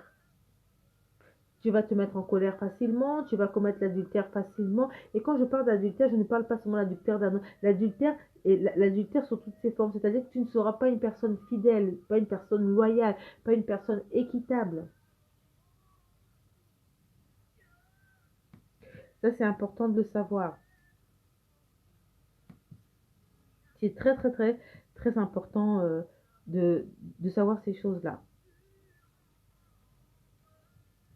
C'est vraiment important. Si tu ne prends pas conscience de ça, si tu n'arrives pas à établir cela, tu auras du mal à pouvoir avancer dans ta communion avec le Seigneur pour pouvoir grandir. Et c'est à toi d'évaluer à quel niveau je me retrouve. Est-ce que je suis au niveau 1? Est-ce que je suis au niveau 2? À partir de cet instant, ça te permet toi-même de faire un point et de faire un bilan. Et à partir de ce bilan-là, ça te permet d'avancer et d'évoluer. Et ça, il faut le faire sans honte. Et la Bible nous dit encore dans 1 Jean 2, je vous mettrai tous les versets après, à la fin de ces temps-là, pour que vous puissiez après les relire. Et si vous avez besoin aussi de méditer ou si vous avez des questions, n'hésitez pas à revenir vers moi ou s'il y a une incompréhension, quelque chose que j'ai dit que vous n'avez pas compris, n'hésitez surtout pas à me le faire savoir. La Bible nous dit dans 1 Jean 2,15, n'aimez point le monde ni les choses qui sont dans le monde. Si quelqu'un aime le monde, l'amour du Père n'est pas en lui. Donc c'est pour compléter tout simplement ce que je viens de vous dire à cet instant. Ce sont des personnes qui seront engagées, qui seront vides dans leur cœur, qui auront des mœurs et des valeurs qui seront légères. C'est des personnes qui auront toujours des excuses. On doit prier, ah oui, mais je ne peux pas, mais oui, je cours derrière le temps. Ce sont des personnes qui seront aussi beaucoup dans les raisonnements, Ce seront des personnes qui vont toujours tolérer tout ce qui se passe dans le monde. Ils vont te dire, ah mais la Bible a dit qu'il faut être tolérant, hein. Ah mais moi je ne juge pas, il ne faut pas que je juge, hein. Il ne faut pas que je fasse ceci, hein. Parce qu'en fait, ils cachent eux-mêmes leur perversion, ils cachent leur manquement, leur faiblesse, ils bichonnent le péché. Donc comme ils bichonnent le péché, il faut qu'ils trouvent des stratégies pour ne pas voir la vérité en face. Parce que c'est des personnes qui savent que ah, quand je vais aller dans la maison de Dieu, le Seigneur va me dire qu'il faut que j'arrête avec ça, c'est difficile. Donc ils vont se cacher derrière pour ne pas laisser le péché qui, qui les accompagne en fait. Donc ce sont des chrétiens, vous vous rendez compte, qui sont encore sur le joug de l'esclavage. Alors que la Bible, on en a parlé dans notre identité, on est censé être libre. Mais toi tu es chrétienne, mais tu n'es pas libre. Tu n'es pas libre de ton péché, tu n'es pas libre, donc tu es encore sous le joug de l'esclavage.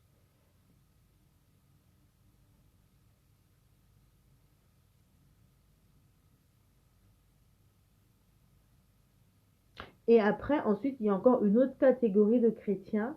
Il y a aussi les chrétiens qui, eux, toujours aussi sont dans l'église, qui aiment le Seigneur, qui sont zélés et engagés, qui sont hyper actifs à l'église, qui sont bien, qui ne doutent pas dans leur engagement, mais ils sont très religieux. C'est-à-dire qu'au lieu d'être spirituel, parce que être spirituel et être religieux, ce n'est pas pareil. Une personne qui est religieuse, c'est une personne qui est conformiste. C'est-à-dire que elle ne sait pas pourquoi elle fait ça. On lui a dit qu'il faut te prier à 6 heures du matin. Ils ne sont pas tolérants, ils sont rigides. Vous voyez les chrétiens qui sont rigides, excès de zèle.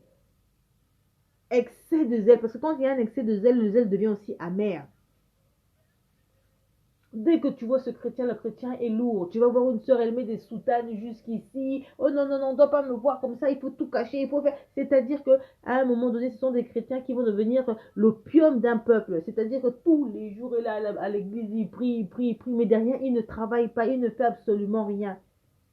Ils aiment le Seigneur, ils pensent aimer le Seigneur, au lieu de l'aimer du cœur, ils vont aimer le Seigneur à travers les actes qu'ils vont faire, alors que ce n'est pas ce que le Seigneur nous a dit. Nous devons d'abord changer notre cœur et en fonction du changement de notre cœur, ça va se manifester à travers les actes que nous allons poser. Or que eux, ce n'est pas pareil. Le cœur n'a pas été transformé, mais les actes qu'ils vont poser, ils seront là très tôt, ils sont là très fidèles, très engagés. Seigneur, ils se lèvent là quand tu te dis waouh, si tout le monde pouvait même être comme ça. Mais dans le fond, ça reste que des religieux. Et puis finalement, ce sont des chrétiens qui, sur la durée, vont devenir frustrés. Alors que normalement, quand tu es chrétien, tu ne peux pas être frustré. C'est comme aujourd'hui, quand tu es dans une relation amoureuse, si tu commences à être frustré dans ta relation amoureuse, c'est que tu as un problème avec ton compagnon. C'est que ça ne va pas. Et à ce moment-là, vous commencez à dire, ah stop, là, il y a quelque chose qui ne va pas. C'est la même chose, ce sont des chrétiens qui finissent par être frustrés parce qu'ils ont demandé des choses à Dieu depuis des années. Ça ne vient pas. C'est-à-dire que comme ils ne respectent pas les principes de Dieu, et bien finalement, ils ne font pas des prières de précision, donc ils s'épuisent.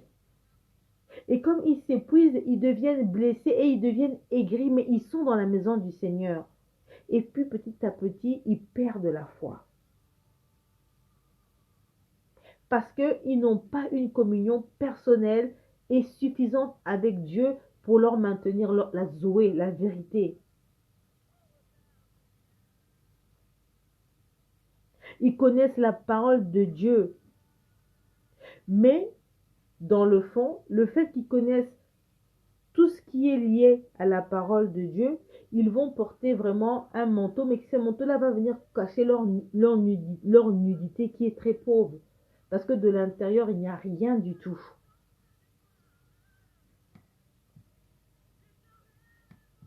Donc voilà pourquoi il est important de connaître où on en est dans sa relation avec le Seigneur.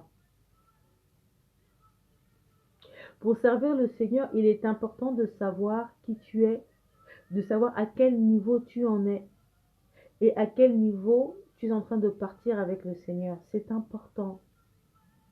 Parce que même quand tu pries, quand tu loues le Seigneur, quand tu fais des choses, si tu le fais de ton cœur, ça va venir tout naturellement. Tu ne vas pas forcer. Parce que ça sera un contact, une relation. C'est comme un bébé quand il voit sa maman. Vous voyez la relation d'un enfant quand il est avec sa maman. Est-ce qu'il force? Vous voyez quand l'enfant, il voit sa maman, il est ébloui. Quand il voit sa maman, il sourit. Dès qu'il voit sa maman, voilà. Sa maman aussi, quand elle voit l'enfant, elle prend le bébé dans les mains, elle fait des câlins à son bébé. Donc pour le bébé, la maman est unique. C'est la même relation que toi tu dois avoir avec ton papa. Quand tu vois ton papa, quand tu es dans sa présence, tu es dans la joie, dans cette reconnaissance, parce que tu as la prise de conscience de ce qu'il est, de ce qu'il a fait pour toi. Et surtout, tu connais les principes et les préceptes que le Seigneur a mis à ta disposition. Donc, chaque fois que tu es dans la présence du Seigneur, tu sais quoi lui dire, tu sais exactement ce qui ne va pas. Tu n'as même pas besoin qu'on vienne te dire ça et ça et ça et ça, parce que tu as un rapport personnel avec lui. Tu as eu une histoire avec ton Créateur. Et une histoire individuelle où personne ne peut venir rentrer dans cette histoire-là. C'est-à-dire que tu as de quoi dire. Donc, quand tu es faible, tu te souviens ce que Dieu avait fait pour moi. Comme tu te souviens de ça, donc même quand tu faiblis, tu vas aller te ressourcer, tu vas repartir. Parce que tu as cette relation avec le Seigneur. Parce que la marche chrétienne n'est pas une marche qui est constante. Il y a des hauts, il y a des bas en fonction des situations, des circonstances. Mais pour rester enraciné, tout va dépendre de la communion et de la relation que tu as avec ton Seigneur. Il y aura des moments où tu vas tomber parce que ta chair sera faible, mais tu te relèveras parce que tu connais ton appartenance. Parfois, ça prendra du temps. Il y a des moments, il y a des personnes qui sont tombées, qui priaient vraiment même pendant 2 ans. Mais la deuxième année, il se relèvera. Il y a des personnes, un jour, un mois, peu importe. La marche chrétienne, c'est vraiment une évolution. C'est un parcours. Mais tout va dépendre de la relation, du lien que tu as avec ton Créateur. Et c'est ça qui est très important pour tout un chacun de nous. Si vous avez des questions, n'hésitez pas parce qu'on va pratiquement arriver à la fin de cette première partie. Pratiquement, il me reste encore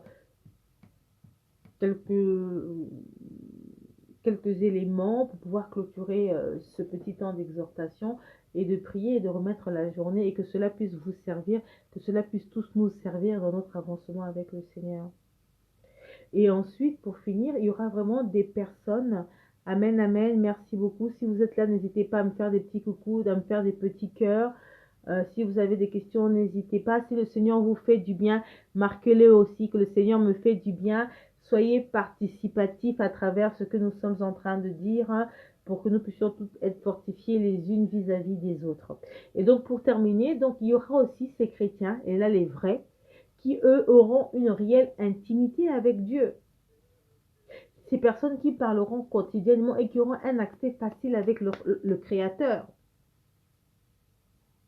Qui auront la capacité de prendre des décisions sans compter sur une quelconque révélation. Parce qu'ils sont enracinés avec le Seigneur, c'est-à-dire que la sève, c'est comme un arbre. L'arbre, il porte des fruits parce que ça sève, c'est-à-dire le jus qui est en lui, là, c'est ça qui va faire. Vous voyez souvent l'écorce, mais quand vous percez l'arbre, il y a la sève qui est à l'intérieur de l'arbre. C'est comme toi, quand on voit ton corps. Quand on voit pas le Saint-Esprit, mais le Saint-Esprit demeure en toi et toi, tu es attaché à l'Esprit. Et comme tu es attaché à l'Esprit, l'Esprit va t'accompagner. Il va devenir ce rempart qui va t'accompagner dans ta marche chrétienne. Donc, à un certain moment donné, il y aura le rituel où tu prends le temps de prier, mais en fait, tu es en prière constante. Même quand tu rigoles, tu es avec tes amis, partout, mais en fait, tu es comme un soldat, tu es éveillé. Donc, à n'importe quel moment, tu peux prier, tu peux louer le Seigneur à travers ton comportement, ton trait de caractère. Il y aura même des moments, tu es là, il y a des moments comme ça, pouf, il y a une situation qui arrive, tu as la capacité d'analyser que là, il y a une situation, pouf, tu es parti dans la prière. Ça peut être la prière du cœur. Tu n'es pas forcément obligé de prier toujours, tout le monde te regarde. Moi, il m'arrive parfois d'être dans le ROR, je suis pour moi calme, comme ça les gens ne savent pas, mais je suis en train de prier. Je peux aussi discuter avec une personne, on est en train de rigoler, je suis en train de te regarder, mais dans le fond, je suis en mode prière. Mais tout ça là, ce sont des choses que tu vas établir. Parce que le Seigneur va te dire, avant de rentrer dans une maison, le Seigneur parfois va te dire que ici, c'est pas bon pour toi. Tu vas regarder, tu vas voir ton environnement, tu vas voir où tu mets les pieds, tu vas regarder les murs, tu vas regarder les symboles, les symboliques, toutes ces choses-là. Mais tout cela, c'est pourquoi? Parce que tu as développé une relation avec le Seigneur.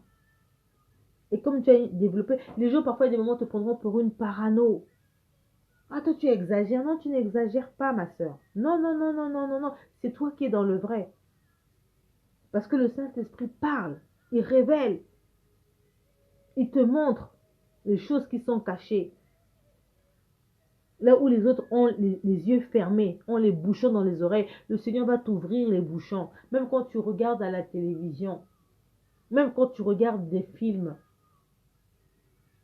on voit bien autour de nous que, par exemple, c'était quoi? Je crois que c'était il y a une année, il y avait un film qui était sorti au cinéma. Je pense que c'était un singe et c'était une femme qui devait approvisionner ce singe-là, je crois. Et puis finalement, elle a fini par tomber amoureuse du singe. Moi, quand j'ai vu ça à l'affiche, on avait montré ça, c'était posté dans les métros. Mais moi, le Seigneur m'a ouvert les yeux, il m'a dit, regarde cette image-là. Regarde ça, regarde. Est-ce que tu penses que ça me valorise? Et après, nous sommes surpris que la zoophilie existe. Et la zoophilie, c'est quoi? Ce sont les personnes qui ont des rapports avec les animaux. Mais regarde, là, il y a un film qui va sortir au cinéma que les gens vont aller voir. Qu'est-ce que ça va faire? Ça va être une semence qui va rester dans ton esprit, qui va faire que nous allons finir à adhérer cela, qui vont faire que nous puissions grandir avec ça dans notre esprit. Et on va commencer à trouver que c'est des choses qui sont tout à fait normales. Mais c'est subtil, ça ne se voit pas. C'est caché derrière toute une panoplie de choses. Mais si tu n'as pas l'esprit en toi, toi tu vas pas le voir, toi tu vas te dire, ah ce n'est juste qu'un film, hein. Et puis après, oh, mais vous exagérez, vous voyez le mal partout. C'est ce que nous entendons la plupart du temps. Mais le Saint-Esprit va te dire, non, ma fille, c'est pas qu'on voit le mal partout, le mal est partout. Et il est vraiment partout. Voilà pourquoi, mes bien-aimés, il est important de pouvoir avoir une communion avec le Seigneur, d'avoir une intimité avec lui. Il est important d'avoir sa propre relation. Même lorsque nous prions, il y a la prière communautaire où nous sommes tous un. Mais à un moment donné, il va falloir que dans la prière communautaire, que chacun prie. Et c'est ça qui va amener la ferveur. Toi, tu pries, moi, je prie, un prie. Le fait de prier là, nous ranimons un boisier, un feu dévorant. Mais si je suis toute seule, qu'est-ce qui se passe? Et moi, je vais peiner. Parce que moi, je vais prier, mais à un moment donné, je vais être fatiguée. Et on connaît bien l'histoire, on l'a vu dans la Bible. Or, quand je vais être fatiguée, ma soeur va venir, elle va prendre le relais. Une autre soeur va venir, elle va prendre le relais. Donc, ça va faire une chaîne. Parce qu'à moi-même toute seule, je ne peux pas prier pendant des heures et des heures et des heures et des heures et des heures. Mais si nous sommes tous ensemble, toi, comme tu as une communion, moi aussi j'ai une communion. Donc nous allons tous nous mettre ensemble. Et c'est ce que la Bible dit. Quand la Bible dit, nous formons un corps. Peut-être que toi tu es l'ongle, peut-être que toi tu es le cheveu, peut-être que toi tu es l'œil, peut-être que toi tu es le sourcil, peut-être que toi tu es le cil. Parce que c'est une représentation imagée. Et quand tu vois ton corps, ton cerveau te dit, il faut ouvrir les yeux. Si tu veux prendre un verre, il y a ta main qui va réagir. Est-ce que ton corps ne te fait pas défaut? Quand tu commences à avoir mal, qu'est-ce que tu fais? Tu vas voir le médecin parce que ton corps commence à te dire, ah, j'ai mal au dos, j'ai mal au genou, j'ai mal, je sais pas, dans le foie, j'ai mal, ça ne va pas. Tu vas voir le médecin pour dire que, ah, là, en ce moment, ça ne va pas. Mais c'est pareil avec le corps du Christ. Et le corps du Christ est sur les extrémités de la terre. Donc, c'est-à-dire tous les enfants de Dieu qui existent. Que tu sois blanc, noir ou autre, nous formons ce fameux corps. Et l'église locale, qui est l'église qui a été mise à disposition pour que le corps du Christ aille dans les différentes églises pour pouvoir grandir. Et dans les églises locales, c'est là où tu vas retrouver les pasteurs, qui seront nos bergers, qui vont nous accompagner à travers la fraternité, les agapés, les enseignements de la parole de Dieu, pour que nous puissions grandir, nous puissions nous évoluer dans notre marche chrétienne. Et c'est ça qui est important. Donc, il faut vraiment comprendre et savoir toute cette gestion spirituelle qui est mise en place pour que nous puissions grandir. Donc, ce matin, je vais m'arrêter donc à ça. Je vais m'arrêter à ce que nous venons de dire. Hein, voilà. Donc, j'espère que ça vous a fait du bien, que le Seigneur vous a fait du bien. Donc, nous avons eu des pistes pour nous permettre de bien grandir dans notre intimité avec le Seigneur. Donc, nous allons prier dans ce sens-là en ce samedi et en ce 21e jour que nous nous connectons pour cette fin d'année. Que le Seigneur soit glorifié et encore merci à chacune de vous qui prenez le temps de vous connecter, qui prenez le temps d'écouter ces temps de prière, ces temps d'exhortation. Et j'espère que le Seigneur vous fait du bien aussi de où vous êtes là-bas, que le Seigneur est en train de vous fortifier et que cela est en train d'apporter des changements dans votre existence. Oui, ma soeur, 21 jours. J'ai dit 20 jours, excuse-moi. Voilà, donc on sent que tu m'écoutes. Gloire à Dieu. Merci beaucoup, Babacol. 21 jours, 21 jours. Et nous sommes vraiment dans la joie de nous retrouver depuis ces 21 jours où je pense que le Seigneur est en train de nous faire du bien. En tout cas, moi, de mon côté, le Seigneur est en train de me faire du bien et le Seigneur est vraiment en train de me challenger parce que c'est vraiment la toute première fois pour moi de mener toute seule.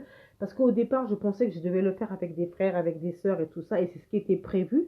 Mais le Seigneur m'a dit, non, cette fois-ci, je veux que ce soit toi et toi seul qui mène ce marathon de jusqu'au 31. J'ai dit, mais Seigneur, est-ce que toute seule, je vais y arriver? Je me dis, Seigneur, est-ce que je vais arriver d'être là le matin, le soir, de pouvoir gérer?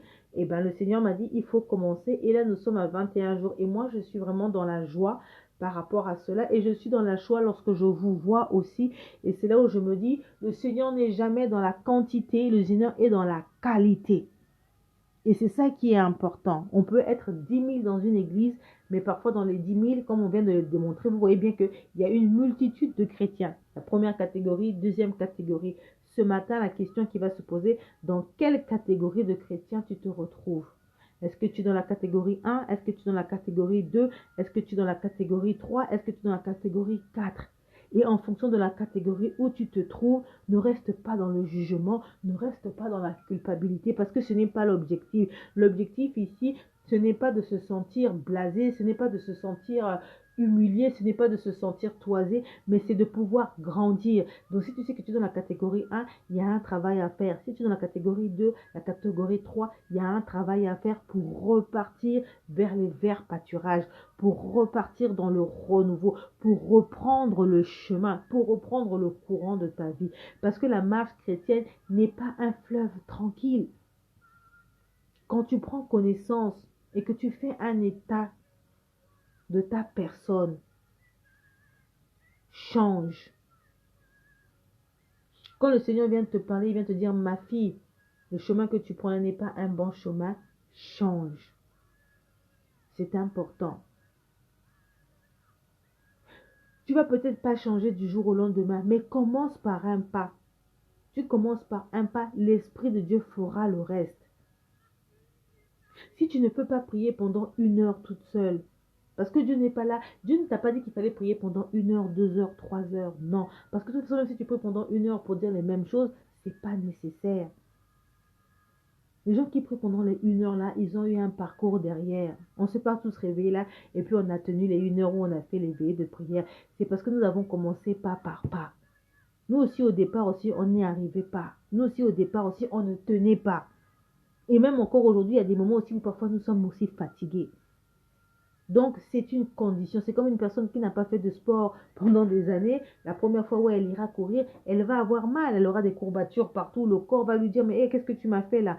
C'est pareil dans la marche chrétienne. Mais si tous les jours, tu exerces ton esprit, ton corps, à un certain moment donné, ça va devenir ta quotidienne. Et comme je vous l'ai dit, et même dans ta quotidienne, il faut faire attention, ne rentrez pas dans l'activisme comme on a parlé tout à l'heure. Parce qu'il y a des personnes aussi qui prient depuis très longtemps, qui font toutes ces choses-là, mais le cœur n'est pas aussi renouvelé. Donc il faut l'équilibre, la notion d'équilibre. Un excès de zèle, il devient amer. Il faut être zélé, mais quand il est en excès, il devient amer. Il faut la prière accompagnée de l'action. C'est pas le fait de partir à l'église tous les jours qui va faire que tu sois renouvelé. Mais il faut aller à l'église. Attention. Mais il faut savoir pourquoi tu pars à l'église. Il n'est pas dit que si tu vas à l'église, il faut toucher toutes les activités de l'église. Il faut savoir où est-ce que le Seigneur veut que tu sois. À l'intercession, je sais pas moi. Par rapport à l'église où tu te retrouves. Quelle est ta vocation? Où est-ce que le Seigneur veut que toi tu puisses grandir dans sa maison? Et c'est ça qui est important dans toutes ces choses-là. Donc nous allons prier, nous allons remettre encore ces moments où nous avons passé entre les temps du Seigneur.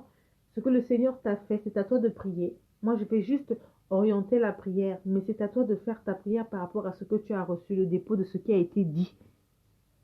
Moi, je vais juste orienter la prière et c'est ce que je vous ai dit. Quand je prie, vous pouvez m'écouter, mais mettez cela à votre niveau. C'est ça qui est important.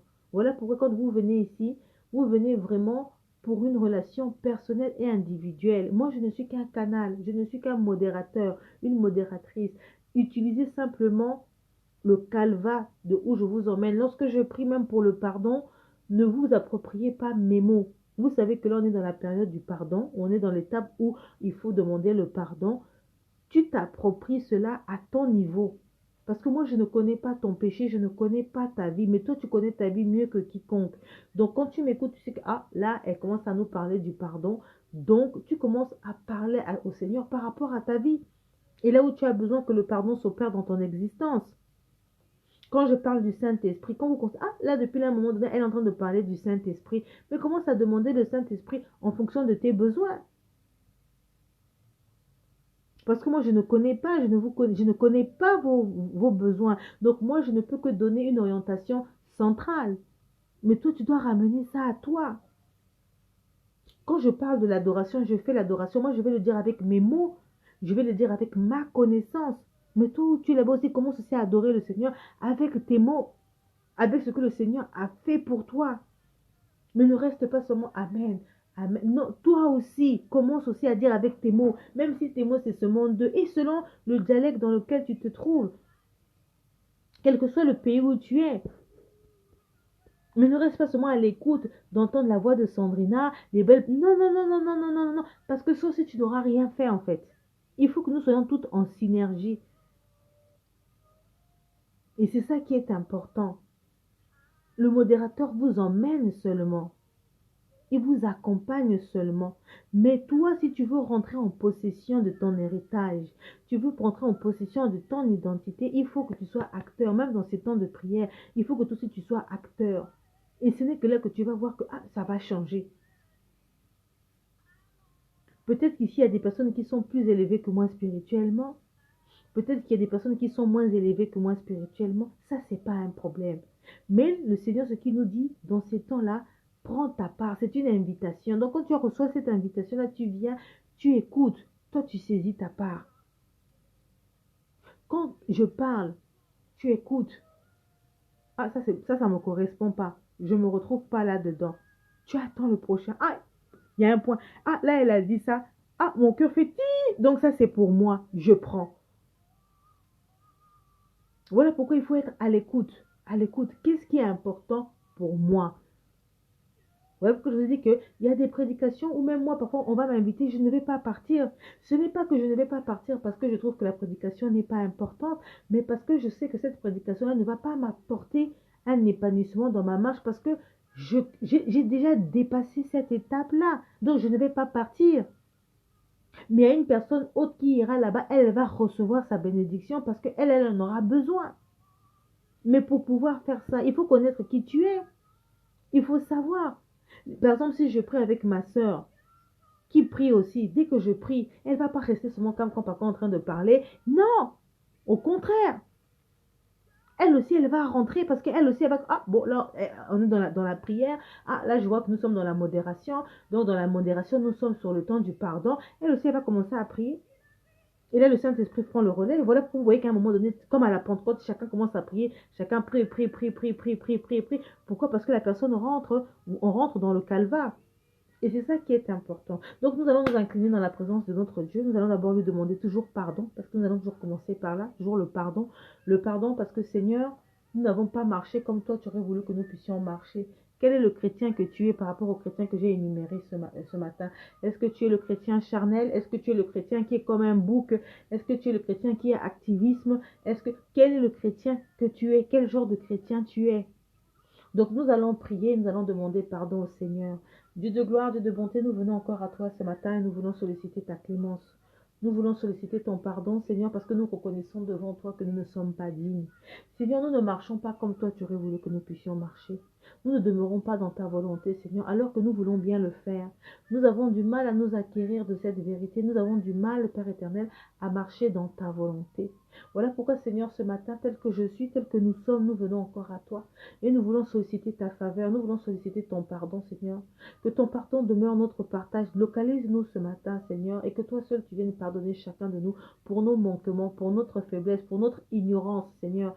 Mais aussi pour ce côté où nous bichonnons aussi nos péchés, Seigneur, où nous ne voulons pas laisser, Seigneur, ce qui a été en Égypte, mais nous voulons ramener dans ta maison, nous voulons ramener dans la terre promise tous nos vieux comportements, Seigneur. Alors oui, Seigneur, nous venons encore à toi, afin que toi seul tu nous aides, que toi seul tu nous capacites. Voilà pourquoi ce matin nous appelons encore l'œuvre salvatrice dans nos vies, afin que le sang de l'agneau vienne encore et que le sang de l'agneau nous lave, que nous soyons purifiés et justifiés. Nous avons besoin de ta justification, nous avons besoin de ta pureté, nous avons besoin d'être sanctifiés, Seigneur. Que tu viennes déraciner, Seigneur, tout ce qui est pénombre, tout ce qui est ténèbres, la boue qui peut être en nous. Que tu nous apprennes vraiment, Seigneur, à demeurer, Seigneur, dans ta sainteté, dans ta sanctification. Que nous puissions apprendre à marcher dans ta volonté, Seigneur. Que nous soyons vraiment à l'écoute et sensibles, Père éternel, à cette communion, à cette relation individuelle avec toi. Alors oui, Seigneur, que ton œuvre plaide pour nous, Seigneur. Que ton œuvre vienne laver chacune de nous encore ce matin et que nous soyons justifiés. Que en Jésus-Christ, Seigneur, que nous soyons justifiés parce que c'est lui qui est notre Rédempteur. Lui qui est notre Rédempteur, lui qui plaide pour nous. Alors ce matin, nous venons à toi encore et nous sollicitons encore le sang de l'agneau. Que ton sang lave chacune de nous. Seigneur, maintenant que nous savons que nous sommes justifiés, que nous savons que nous sommes sanctifiés en Jésus-Christ, nous voulons demander maintenant la plénitude de l'Esprit. Nous avons besoin du Saint-Esprit. Saint-Esprit, nous voulons te dire bonjour en cette journée qui commence, où tu nous as permis de pouvoir nous retrouver. La Bible nous dit que là où 2, 3 sont assemblés en son nom, il est présent. Donc à cet instant, nous croyons réellement que l'Esprit de Dieu est là. Nous croyons réellement que le Saint-Esprit a écouté ces moments. Et la Bible nous dit que ce qu'il aura scellé sur la terre est scellé dans les cieux. Donc à cet instant, tous ces moments où nous passons ensemble, nous sommes sûrs, nous avons vraiment la certitude par la foi. Nous avons cette conviction de foi que le Seigneur est en train de sceller tous ces moments et que ces moments sont en train de s'inscrire dans nos livres de vie personnels. Alors oui, Saint-Esprit, que ces moments de semence, ces moments où nous passons du temps en ta présence, que cela puisse porter des fruits dans nos cœurs, que cette semence puisse grandir, Seigneur, que nos cœurs soient des terrains propices, des terrains favorables, où, Père éternel, nous verrons des fruits sortir, jaillir, Seigneur, de tous ces moments où nous passons en ta sainte présence. Voilà pourquoi, Esprit de Dieu, Esprit de vérité, toi qui es en nous, souffle encore ce matin la plénitude de l'Esprit en chacune de nous, Seigneur, que nous puissions encore grandir, fortifie nos cœurs, nos âmes, nos esprits, enlève en nous, Père éternel, ces écailles des yeux, enlève en nous ces bouchons spirituels qui nous empêchent de demeurer dans ta volonté. Apprends-nous à te prier, apprends-nous à te louer, apprends-nous à t'adorer. Façonne l'état de mon cœur, façonne l'état de mon âme, de mes pensées. Apprends-moi, Père éternel, à demeurer dans ta volonté. Apprends-moi à te glorifier, apprends-moi à t'honorer, apprends-moi à avoir cette communion personnelle, individuelle avec toi. Apprends-moi à établir ce lien, ce rapport, ce cœur à cœur. Apprends-moi, Père éternel, à être passionné de toi. Apprends-moi à t'aimer. Cet amour pur, cet amour divin, ne permet pas, Seigneur, que je sois de ceux qui disent Seigneur, Seigneur, alors que mon cœur n'est pas là. Seigneur, que mon cœur soit inscrit de l'amour pour ta personne, Seigneur, que je ne sois pas en adéquation, que je ne sois pas hypocrite, que je ne sois pas un tambour blanchi, que je ne sois pas un timbal ou un tambourin, mais que je sois réellement ta fille, Seigneur, et que j'apprenne, Père éternel, vraiment à embellir, Seigneur, notre relation chaque jour, vraiment à entretenir ce rapport, ce lien, cette communion avec toi, Seigneur, à travers le chant, à travers la louange de ma vie, à travers l'adoration de mes actes, à travers mon comportement, à travers ma manière d'être, à travers mes aptitudes, à travers mes attitudes, dans tout ce que je peux entreprendre, que ce soit au sein de ma famille, que ce soit à mon travail, Seigneur, que je sois rempli de toi, plus de toi dans ma vie. Apprends-moi à ne pas avoir honte de toi, mais au contraire, Seigneur, d'accepter cette appartenance et de porter ma croix dignement, fièrement, honnêtement, avec justice, avec vérité. Que je te prie en esprit et en vérité, que je ne sois pas fourbe, que je ne sois pas fausse, que je ne sois pas de ceux qui viennent te prier seulement quand j'ai des problèmes, que en tout temps, en toutes circonstances, que mon esprit soit conscientisé de ta personne. Alors oui, Saint-Esprit, nous avons besoin de toi, que tu nous conscientises, que tu nous capacites, que tu nous fortifies, que tu nous encourages, que tu nous donnes la motivation de l'esprit. Apprends-nous à demeurer dans la fermeté. Apprends-nous à marcher dans l'assurance de notre salut. Apprends-nous à développer une foi authentique, une foi véritable, une foi qui transporte les montagnes. Apprends-nous à apprécier la grâce que tu nous donnes chaque jour. Apprends-nous à apprécier la vie et à respecter cette vie que tu nous donnes tous les jours. Apprends-nous à respecter ce souffle de vie que tu mets en nous chaque matin lorsque nous nous réveillons. Apprends-nous à rentrer dans les principes de ta parole et à nous saisir de cela. Apprends-nous à porter nos manteaux spirituels et apprends-nous à marcher dans notre identité en Christ. Apprends-nous, Père éternel, à rentrer dans l'accomplissement de ta parole et à être dans l'aboutissement de ta parole, Seigneur, afin que nous puissions être la lumière du monde et que ta gloire soit manifeste à travers nos vies, Seigneur.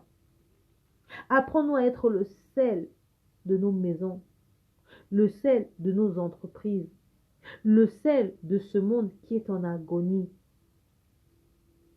Père éternel, apprends-moi à te contempler dans ta présence. Apprends-moi à avoir cette communion où je vais apprendre à t'exalter, à t'adorer, à être sensible à toi, à avoir ce contact individuel, cœur à cœur, où il n'y aura personne que toi et moi, Seigneur. Apprends-moi à maintenir ce rapport, cette intimité personnelle, individuelle avec toi. Et que tous les obstacles qui environnent ma vie, qui m'empêchent d'avoir ce lien, ce contact avec toi, que cela soit banni par la puissance du nom de Jésus-Christ. Et que toi seul, tu puisses prendre la première place.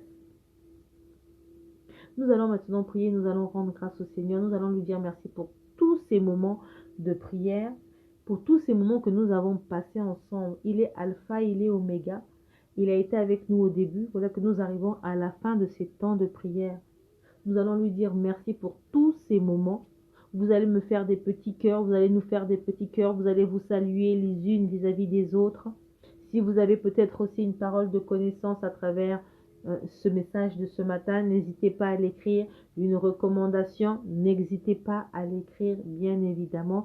Cela fera du bien à chacune de nous.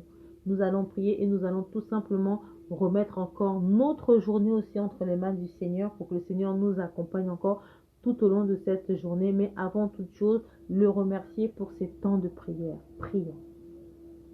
Dieu de gloire, Dieu de bonté, nous voulons maintenant te dire merci parce que nous savons que tu as été avec nous pendant tout le temps où nous avons prié, pendant tout le temps où nous avons écouté, Père éternel, ton enseignement, où tu nous as donné vraiment des pistes, des outils concernant notre manière de grandir avec toi, dans cette communion personnelle et individuelle avec toi.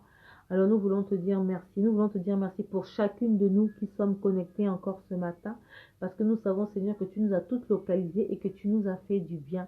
Merci vraiment pour ces temps de prière. Merci pour ces temps que tu disposes et que tu permets que nous puissions avoir. Seigneur, nous voulons maintenant te confier cette journée entre tes saintes mains. Nous voulons te confier ce samedi. Nous voulons te confier ce dernier week-end de l'année 2021, le dernier week-end de cette année. Nous voulons encore te le confier entre les mains. Donc, il y a eu un premier week-end et voici que nous arrivons au dernier week-end de cette année de 12 mois. Alors oui, Seigneur, nous voulons encore te confier notre week-end. Nous voulons te confier ce samedi entre tes mains afin que toi seul, tu nous accompagnes encore tout au long de cette journée, que tu continues encore à nous parler, que tu continues à nous enseigner et que tu veilles sur l'état de nos cœurs, sur l'état de nos âmes, sur l'état de notre esprit. Père éternel, que toi seul, tu nous protèges de toute ambiguïté, que tu nous protèges de tout mauvais sort, de tout conclave que le monde des ténèbres a pu concocter à notre égard, que cela ne puisse point nous atteindre. Au contraire, nous sollicitons la vie, nous sollicitons la paix, nous voulons demeurer cachés en toi, puisque la Bible nous dit qu'en Christ, vous êtes cachés dans les lieux célestes, vous êtes recouverts de la plénitude de l'Esprit, et le sang de Jésus-Christ plaide et vous justifie. Donc nous croyons que Seigneur, cette journée sera encore pour nous une journée de joie, une journée encore de gloire, une journée où tu vas encore nous faire tous du bien. Laisse que ton nom soit glorifié, laisse que la gloire te revienne et nous disons tous Amen, Amen. Que le Seigneur vous bénisse, que le Seigneur vous fortifie, chacune de vous où vous êtes. Je vous souhaite un très bon samedi dans la présence du Seigneur. On se retrouve donc ce soir à partir de 22 h. Que le Seigneur en tout cas vous accompagne tout au long de cette journée. Et surtout, n'hésitez pas, vous avez des questions, vous avez un besoin, une parole de connaissance, n'hésitez pas à me le faire savoir, soit en individuel ou de l'écrire en bas de cette vidéo, ce qui fera du bien à toutes celles qui écouteront cette vidéo, celles qui ont été présentes en direct et pour ceux aussi qui reviennent en replay pour écouter tout ce qui a été dit depuis ce matin. Je mettrai tous les différents versets qui ont été énumérés de cet enseignement de ce matin. Comme ça vous permettra à vous, de vos côtés là-bas, de pouvoir apprendre et de pouvoir méditer, parce qu'il est toujours bien d'étayer ce que nous disons avec la parole de Dieu.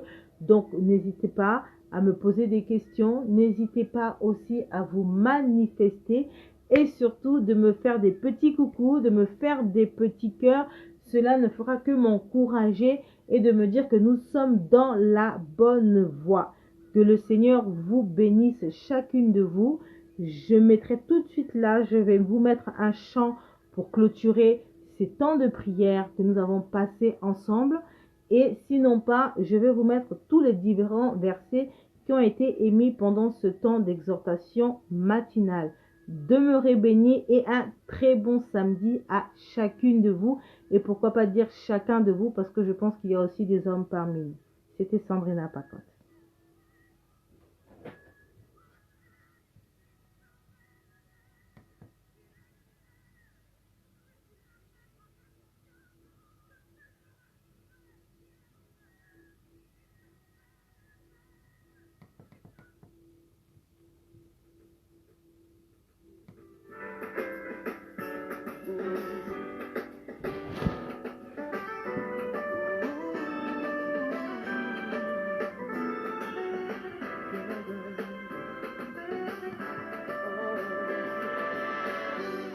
Parlerai de ta bonté, ta fidélité. Je dirai tout haut, oh, oh, ce que tu as fait pour moi. Je proclamerai la gloire de ton nom. Je parlerai de ta bonté, ta fidélité. Je dirai tout haut, oh, oh, ce que tu as fait pour moi. Je proclamerai la gloire de ton nom. Je parlerai de ta bonté, ta fidélité. Je dirai tout haut, ce que tu as fait pour moi. Je proclamerai la gloire de ton nom. Je parlerai de ta bonté, de ta fidélité. Je dirai tout haut, ce que tu as fait pour moi. Je proclamerai la gloire de ton nom. Tu m'avais dit de compter sur ta bonté. Je n'ai pas hésité. Et toi tu m'as prouvé ta fidélité. Oh Dieu, vraiment tu m'as étonné. Combien tes œuvres sont excellentes. Aussi grand que tu es, tes œuvres sont manifestes dans ma vie. Je dirai tout haut, je dirai tout haut.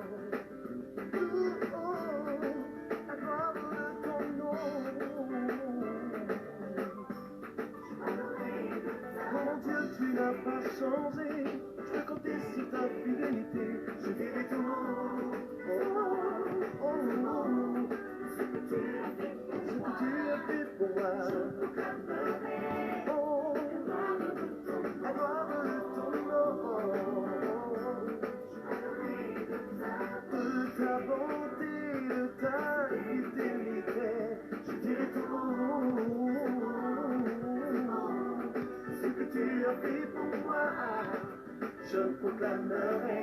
Oh, tu es si bon pour moi.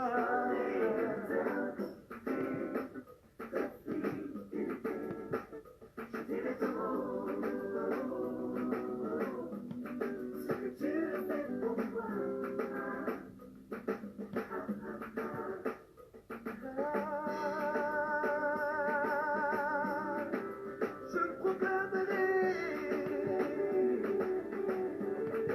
la gloire de ton nom. Je proclamerai la gloire de ton nom. Je dirai que tu es digne de mes louanges. Oh Dieu, je proclamerai. Parce que ton nom est un refuge pour celui qui se confie en toi. Oh, je proclamerai, je proclamerai, je proclamerai la gloire de ton nom, la gloire de ton nom. C'est toi qui m'as sauvé, je ne cesserai de chanter la gloire de ton nom. La gloire de ton nom, la gloire de ton nom.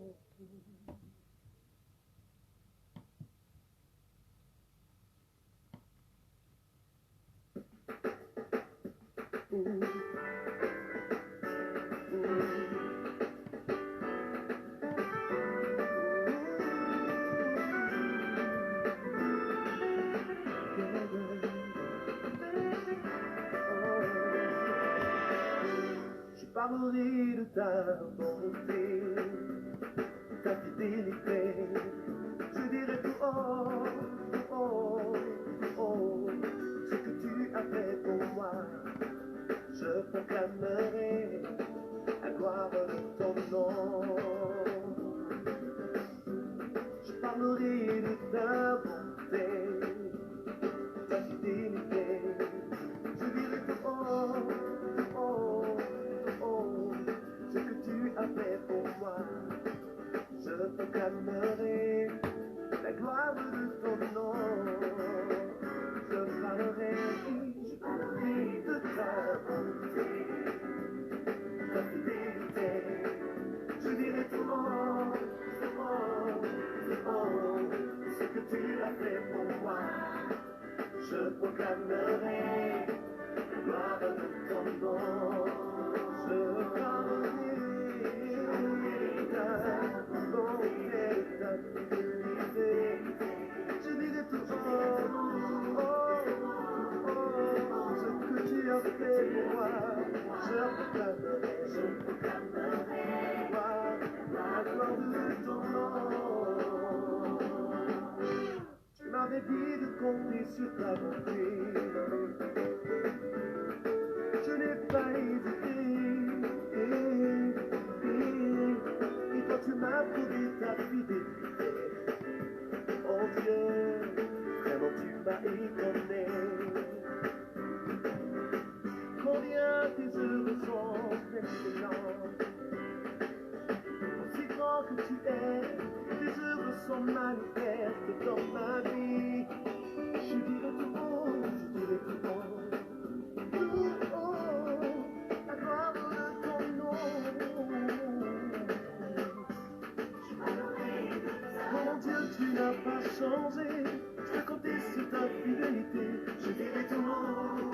Oh, oh, oh, ce que tu as fait pour moi. Oh, la gloire de ton nom. De ta bonté, de ta fidélité. Je dirai tout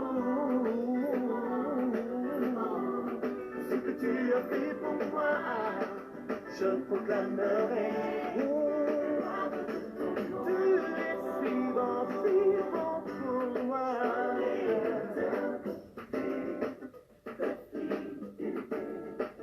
Je dirai tout ce que tu as fait pour moi.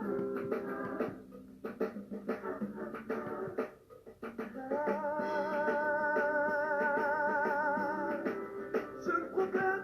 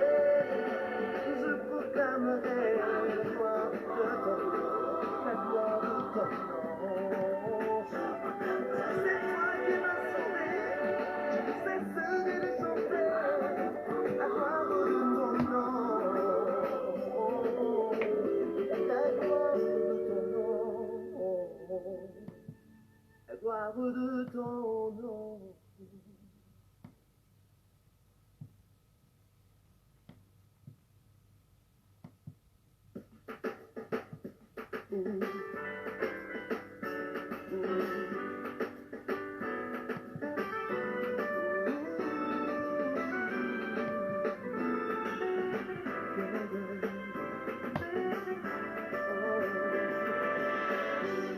parlerai de ta bonté, ta fidélité. Je dirai tout haut, oh, oh, ce que tu as fait pour moi. Je proclamerai la gloire de ton nom. Je parlerai de ta bonté, ta fidélité. Je dirai tout haut, oh, oh, ce que tu as fait pour moi. Je proclamerai la gloire de ton nom. Je parlerai de ta bonté, ta fidélité. Je dirai tout haut, oh, oh, ce que tu as fait pour moi. Je proclamerai la gloire de ton nom. Je parlerai de ta bonté, ta fidélité. Je dirai tout haut, oh, oh, ce que tu as fait pour moi. Je proclamerai la gloire de ton nom. Tu m'avais dit de compter sur ta bonté. Je n'ai pas hésité. Et toi tu m'as prouvé ta fidélité. Oh Dieu, vraiment tu m'as étonné. Combien tes œuvres sont excellentes. Aussi grand que tu es, tes œuvres sont manifestes dans ma vie. Je dirai tout haut, je dirai tout haut, tout haut, à gloire de ton nom. Mon Dieu, tu n'as pas changé, je peux compter sur ta fidélité. Je dirai tout haut, oh, oh, oh, ce que tu as fait pour moi. Oh, la gloire de ton nom. De ta bonté, de ta fidélité, je dirai tout haut, ce que tu as fait pour moi. Je proclamerai, oh, tu es si bon pour moi.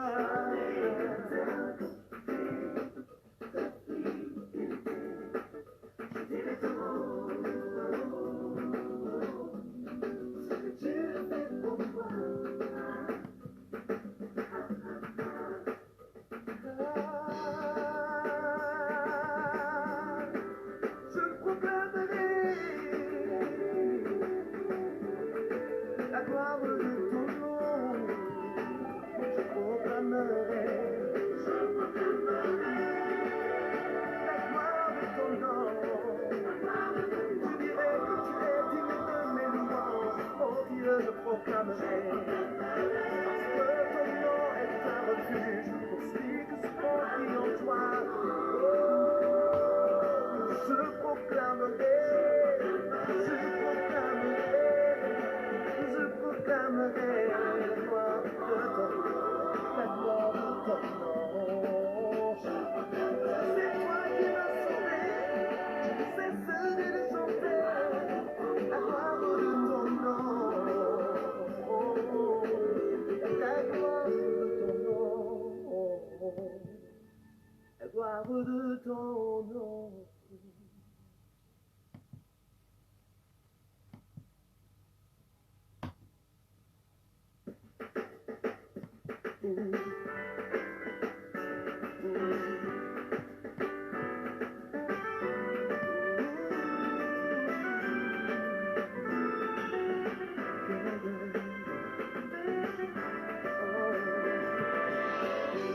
Je parlerai de ta bonté, ta fidélité.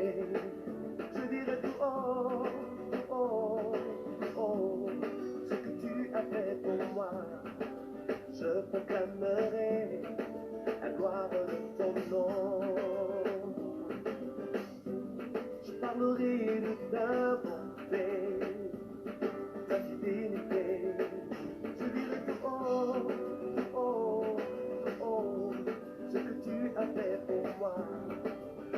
proclamerai la gloire de ton nom.